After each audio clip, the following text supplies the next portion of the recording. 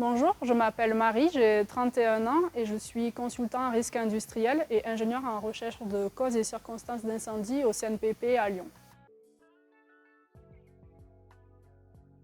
J'ai un diplôme d'ingénieur en génie des procédés que j'ai obtenu à l'École nationale supérieure des industries chimiques de Nancy et je me suis dans la foulée spécialisée en maîtrise des risques industriels et donc j'ai un master 2 en sécurité des procédés industriels, environnement et qualité.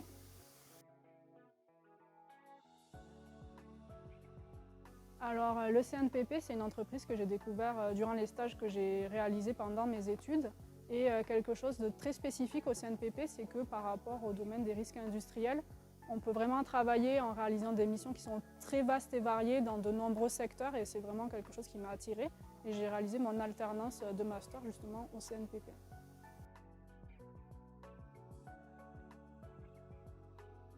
Alors moi, au CNPP, j'ai une activité qu'on peut, pour simplifier, découper en trois. La plus simple à expliquer, qui représente environ 10% de mon temps, c'est que je réalise des enquêtes donc après incendie ou explosion. Donc on réalise des missions pour déterminer les causes et les circonstances de ces incendies. Ensuite, la majeure partie de mon temps, je fais des missions de conseil pour l'industrie.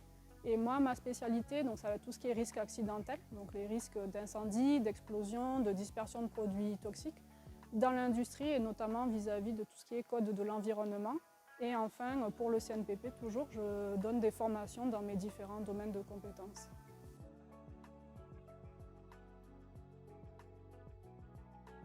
Ce qui me plaît le plus au CNPP, ça va faire presque 10 ans que j'y suis et en 10 ans, j'ai vraiment jamais eu l'impression de faire deux fois la même chose.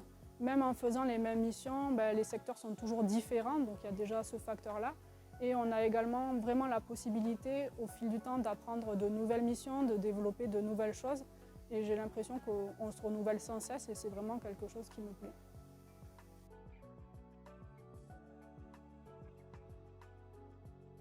Je dirais qu'au moment de mon intégration, en tout cas en interne, j'ai pas du tout ressenti de spécificité par rapport au fait que j'étais une femme en fait. J'ai été vraiment intégrée, formée de manière très naturelle et fluide.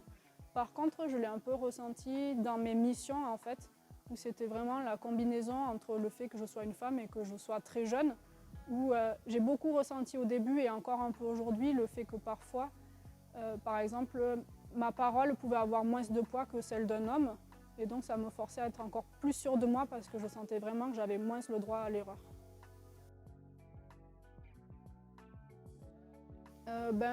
En général, je pense que ce que je vais dire semble un peu simpliste, mais je dirais que l'idéal, ça serait de ne pas se mettre des barrières parce qu'on est une femme, même si ça semble assez général.